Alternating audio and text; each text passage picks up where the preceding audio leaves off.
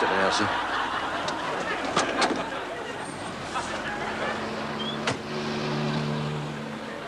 Is this your car?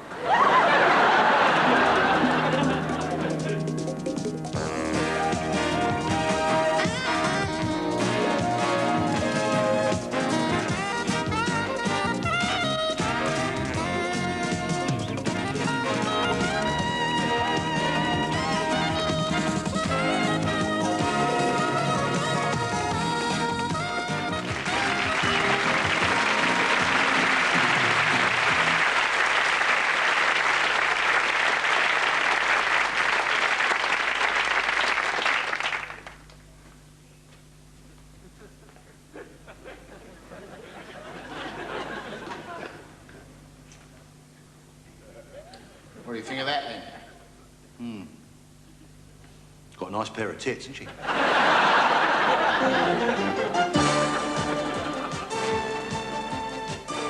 Good evening. Tonight I'm joined in the studio by the Labour MP Ron Davidson and by the former Conservative Cabinet Minister Sir Ian Gravesend. Good evening. Sir Ian, you recently crossed swords with Mrs Thatcher over government policy, which resulted in your much publicised demotion from the Cabinet. Yes, indeed. I would just like to say that although I do disagree with many of Mrs Thatcher's policies, I am still very, very frightened of her indeed. Yes, of course. What changes would you like to see in the way that she's running the country? Well, I think I'd like to see less emphasis on the economy, privatisation, defence and education, and more time devoted to the weather. Yes. That is why we in the Conservative Party should be promising to make the weather better. I don't believe it. The Tories are now promising to make the weather better. Everybody knows that the last good summer was in 1978 under a Labour government. Your bank holidays were a disgrace. 13 years of Tory misrule between 1951 and 1964, and it pissed it down every day. I'm sorry, Ron, that's absolute hogwash. Well, you know. let me tell you now that a Labour government would make as a priority to put money into the inner cities and make it very, very sunny there. Could I just ask where this good weather's going to come from? No, let me finish. Within 2 years of a Labour Party taking power, Liverpool, Manchester and Sheffield would have average year-round temperatures in the high 80s. This is pure fantasy, surely. And sandy beaches with palm trees and little Why should unemployed people get sunny weather anyway? I mean, there's no incentive for them anymore. Well, the unemployed are perfectly entitled to sunshine. The people I'd like to see getting the bad weather are the rich who can afford to pay for their own private weather. Well, the weather in Russia is terrible. So much for socialism. Well, let me tell you, it's been nice and sunny in Cuba since Castro got in. I'm sorry, gentlemen, I have to interrupt you there. Sir Ian, Ron, I'm terribly sorry. I have to interrupt you there, as we are now going over live to Soweto to join our South African correspondent, Michael Fish. Why weren't we warned? That's what I wanted to.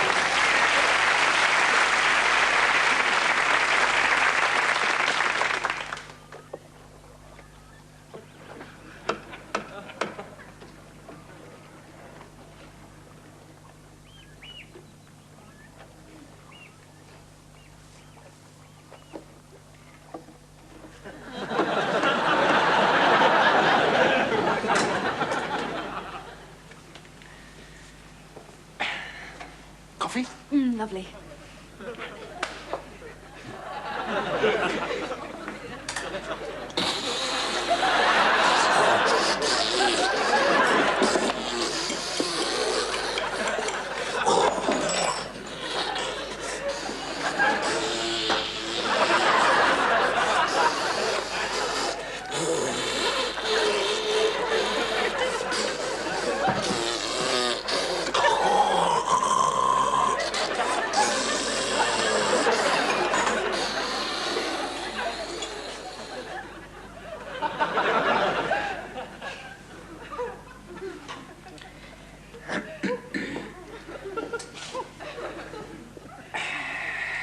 How's the coffee? Lovely. How's your diarrhea?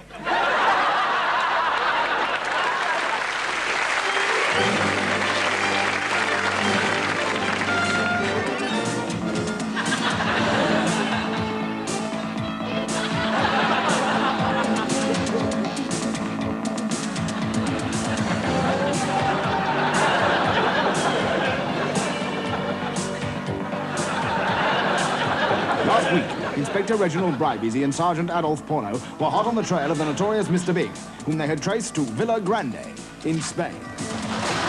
Good evening, gentlemen. Yes, good evening, miss. Would you excuse us for a couple of tits? Ticks. That's what Mr. Big, is it? Well, she could be related, sir. It's a possibility. You're looking for Mr. Big? In a manner of speaking, miss, yes. Well, he's my father, and he'll see you in the library. Thank you very much.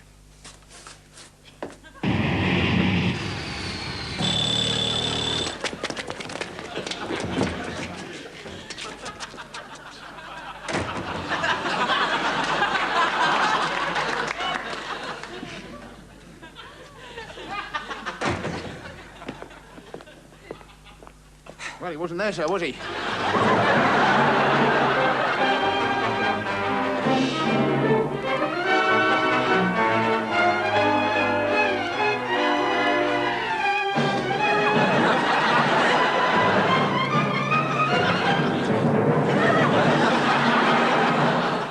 It's the superintendent, you see.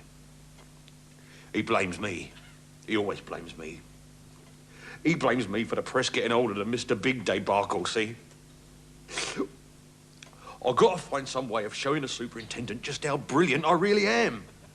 Yes, indeed. Well, you get the ruler and I'll get the 2 short planks. I'm going to arrest someone. Righto, sir. I can't tell you anything, Inspector, honest. I sell whelks on a corner of Halsey Road. I'm innocent. So, you won't talk, eh, Jacko? Well, there's only one thing for it. Oh, no. Yes, it's electrodes on testicles time. Oh, no! Set up the equipment, Porno. Righto, sir.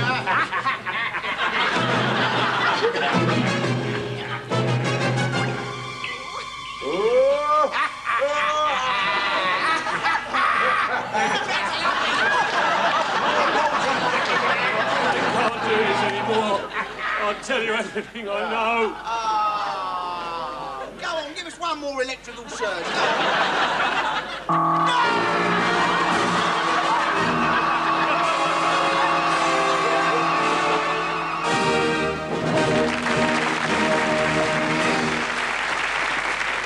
You know one thing you notice as you get older? Now, what is that? It's like how time passes so quickly, doesn't it? Does it? Yeah, I mean, one minute you're a young man with your whole future in front of you. Yeah. Next minute, Oh, so 60 seconds has gone by. I mean, do you know it is over 20 years since Sergeant Pepper came out? Is it really? 20 years. Oh, dear, oh, dear. Makes you think, doesn't It it? does. Makes me think I ought to buy it sometime. You never heard Sergeant Good album, Sergeant Oh, it's only the best record ever made, Is mate. it? Is it? It was 20 years ago today.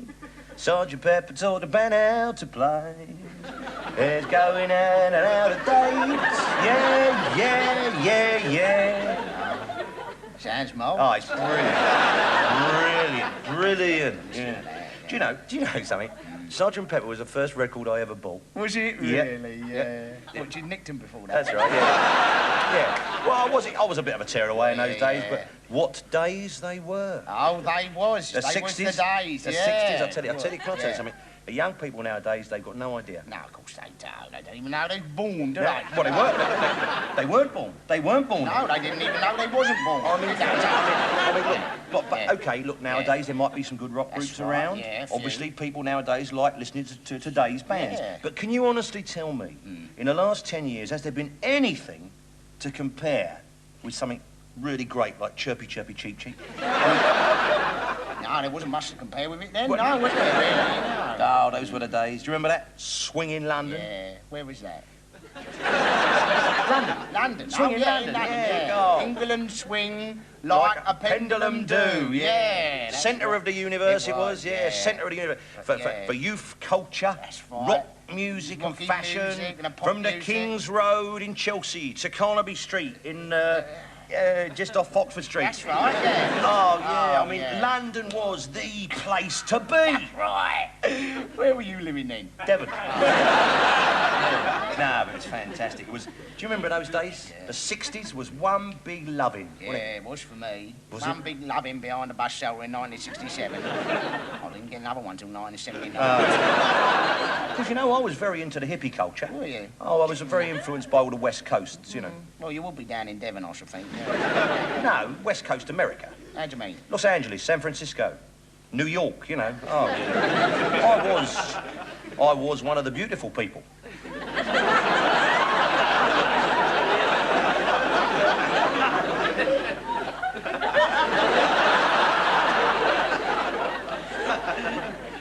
Yes, I was, yeah. It was a bit before I met you, of course. Yeah, I think it must have been. It's been as ugly as sin since I remember.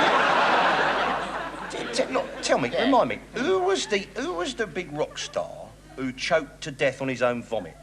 Jim Morrison. No, the other one. Keith Moon. No. Janis Joplin. No. No, Mama Cass. No. Frank Ifield. No.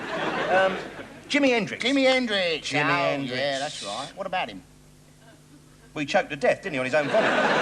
Really? Who'd have thought it? Yeah, mind you, great stuff, wasn't it? Jimi Hendrix, the music. Oh, that was my favourite. How did that one, that big hit, he come out? How did that go? Which jam?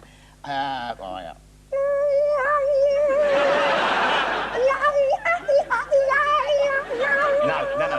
You're thinking of, No, that's stupid. That's Jimmy Page. Oh. You're thinking of... that's unforgettable stuff. Yeah. Marvellous tunes, marvellous. Who wrote that? Lionel Bart, I believe. Did he really? Yeah, it takes you back listening to that music, and it takes you back. Do you remember all those fights, the bank holiday fights down in Brighton, on the beach with the mods and the rockers? Do you remember that? Of course I remember. I was there, mate. You wasn't. Oh, well, yeah, I was right in the thick of it there, mate. I didn't know that. What were you, a mod or a rocker? No, I was a deck chair attendant. I used to tell you, I had to race up and down the beach, chasing them rods and them mockers up and down. I go up and down, and they'd never give you no money nor nothing. What funny. Oh, yeah, it must have been terrible. But it was a terrifying time, because you noticed everybody, it was very, what they used to say, was very tribal. Was it? Everybody was part of a tribe, you know what I mean? Like coming, because I mean, in those days, of course, I was a mod. Was you? Yeah. Because you're a skinhead now, aren't you? Yeah, all right. What about you? What were you? Well, me? Oh, I don't know. Well, I mean, what did you look like?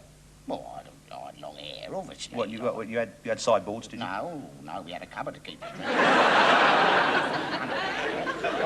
What sort of clothes did you get? Like a big purple shirt, right, with twirly whirlies on it like that. What, paisley sort of that's thing? That's right, yeah, with a big 9-inch collar. Oh, you had a big collar. I had a 42-inch kipper tie like that. It was a huge thing. Oh, yeah, I know. And then I had... Did you have flared trousers? Well, to a certain extent, yeah. I had them sort of purple velveteen crushed moon pants. Oh, what, you mean like the ones you were wearing the other night? That was the ones I was wearing. I had them, and then I had a big Afghan coat, like made with the hairy bits. Right? And then I had the beads, and then I had a little tattoo saying I love Simon D. Oh, I get the picture. Yeah. So what do you think I was then? A bit of a prat, I suppose.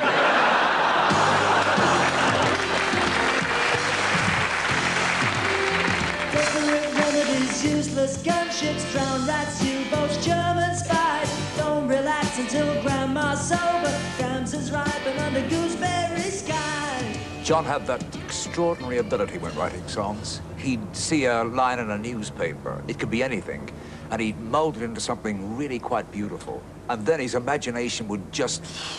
unbelievable. I read the news this afternoon.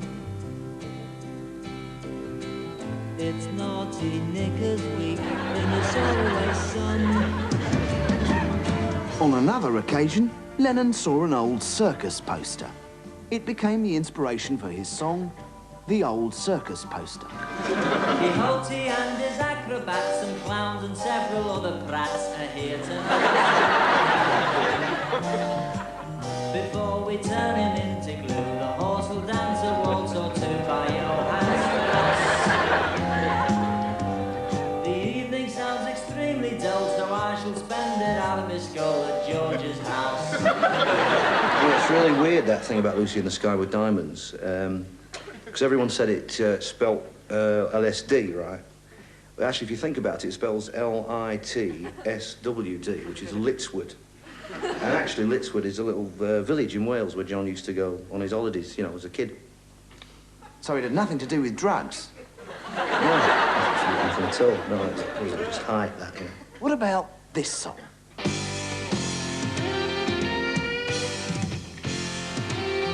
Desperate remedies, useless gunships, drown rats, U-boats, German spies. Don't relax until grandma's sober. Grams is riding on the gooseberry sky.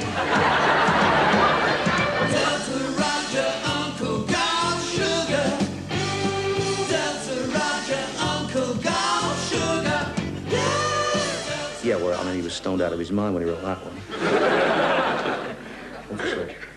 Yes, a lot of people ask me how I get the distinctive and unusual Beatles sound. Well, let me show you something. This is what a cymbal sounds like. This is what a cymbal sounds like backwards. And this is what a cymbal sounds like when Ringo plays it. Okay, Ringo. Following the album's release, a rumour got around that Paul McCartney had died. This absurd but nonetheless widespread belief sprang up when various people found what they believed were veiled references to his death, both on the album cover and in the gibberish recorded on the outtrack. Wait, does it have to say like them up? Wait, does it have to say like them up? Paul McCartney is as dead as a dodo. Paul McCartney is as dead as a dodo. Paul McCartney. Good evening. Look, people who complain about police brutality just don't understand. All we're doing is simply leaving a mark so we know who we've eliminated from our inquiries. People who brought you the video nasty, now comes the ultimate stomach-churning experience. The Video Nice. Starring Keith Harris and Orville. Can you take the Care Bears? The horror of Bonnie Langford, the terror of the people's friend. Can you face the stomach-turning ghastliness of synchronized swimming in Thor Herd? And just when you thought it was safe to go back in the playroom, My Little Pony. Certificate. Kiss, kiss, kiss.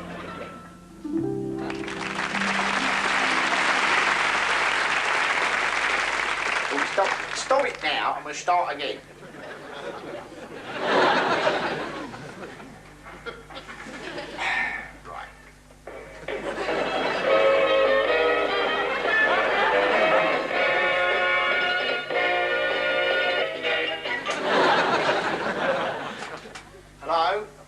This is, well, it's me, isn't it? Today, we're doing all about doing sport. So let's go outside where they're doing it.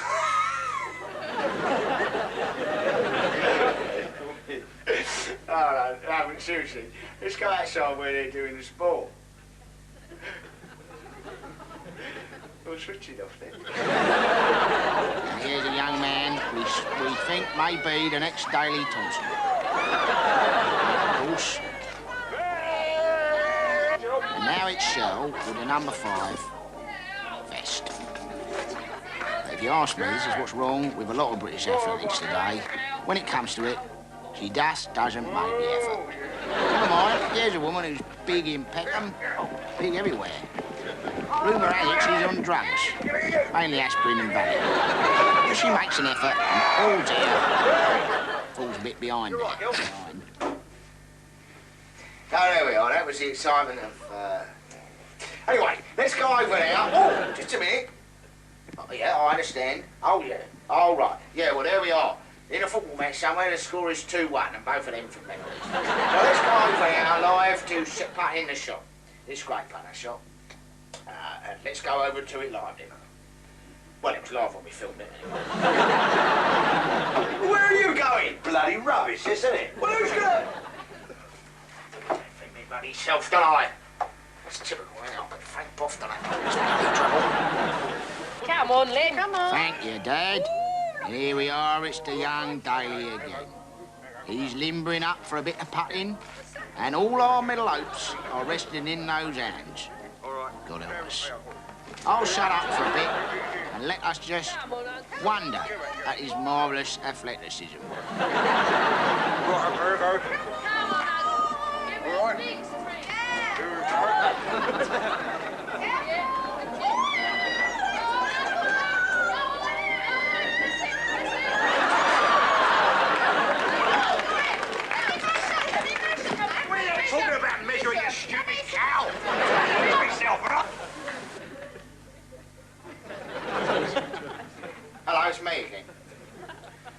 And that was putting the shot.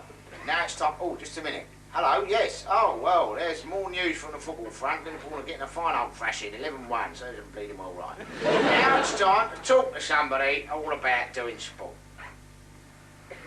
Come in then. Hello there, Peter. Hello, Dad. Shut up. Now, what is your favourite sport? Nothing. At school, we do lots of sports. That's interesting. Can I go now? Well, there we are, sports lovers. That's all we've got time for. So until next time, bye-bye.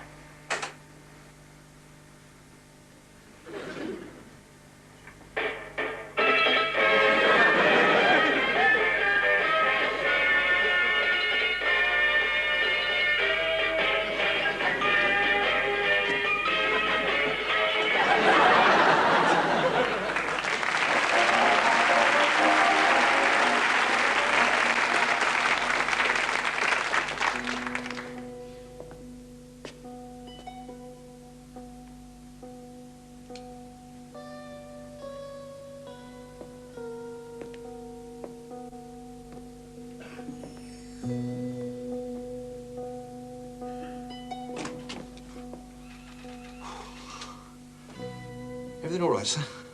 Yeah. I'm just fiddling the box. I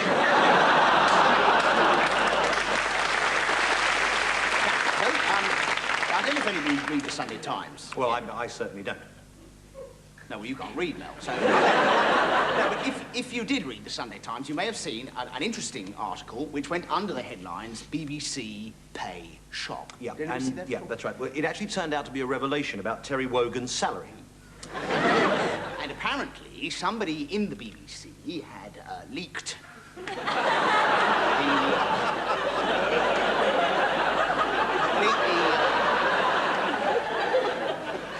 the details of Terry's salary, which apparently stands at $400,000. 400,000, which is an extraordinary amount to earn in a year. Yes, an even more extraordinary amount to earn in an afternoon. Now, we would just like to say how disgraceful we find this. It's terrible. Absolutely dreadful. Appalling. In the interests of fairness, we ourselves have raided the BBC files in the middle of the night. And in my hand, I have details of some of the fees paid to the nation's favourite faces. So, where does the licence fee go? Well, those two seem to get a fair slice of it. To Ronnie's PLC. Or, as they're known in the business, the Fifth Channel. Joining them in the big league... Bob's full bank account. And, of course, Les Dawson and his blankety-blank cheque.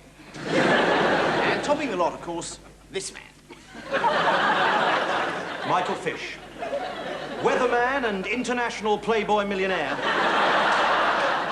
In a pioneering deal, Michael gets over 200,000 per forecast. And over 4 times that amount if he gets it right. These two, yes. Yeah. Well, unfortunately, there doesn't seem to be a record of what these two did. I think it's sort of vulgar to discuss money anyway. Yeah. Well, it is when you earn as much as we do. Yeah. I've got a great promotional idea for Geoffrey Archer's new book. We're giving away 2,000 copies at Victoria Station. Coming, darling. Terry, can I have a word, please? What about? It's about Michael. Stand by, stage management, track 1. Don't ignore me. I've got to talk to you about Michael. Can't it wait, Tony? No, it cannot wait. I am not going out on that stage again unless you do something about it. Oh, dear, what's he done now? He hasn't done anything. Terry, Michael is dead. Dead? Yes, he's dead. He's dead as a door. He's dead as a doornail. He's been dead since we started this run. Has he?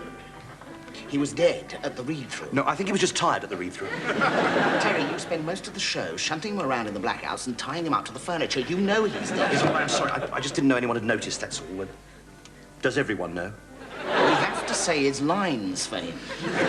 It's just, everybody loves him, you see. He's such a dear old pro, and For heaven's sake, don't get me wrong. I love him too. He's a lovely, lovely, Well, he dear, is. sweet old man. And I love working with him. It's just, he's beginning to smell a bit. And I could have a word with him about that, okay? Terry, Okay.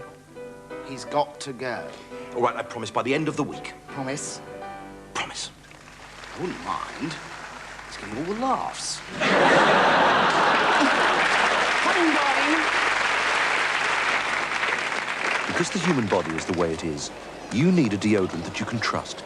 A deodorant that really works. A deodorant like new, extra powerful Always. We subjected new Always to the ultimate test. We took 2 recently dead people. One we covered with new Always extra powerful deodorant. The other we covered with another leading brand. Then we buried them. And 6 weeks later, we dug them up again. How did they smell?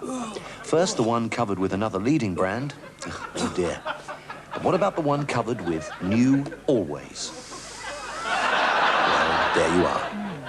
New Always extra powerful deodorant. It keeps right on working, even after you don't. The world of television was rocked today by allegations in Parliament that the BBC was heavily overstaffed. We go straight to Television Centre for an on-the-spot report. Here at the BBC, the allegations are being taken very, very seriously indeed. Well, and on that sobering thought, that's all from us. Good night.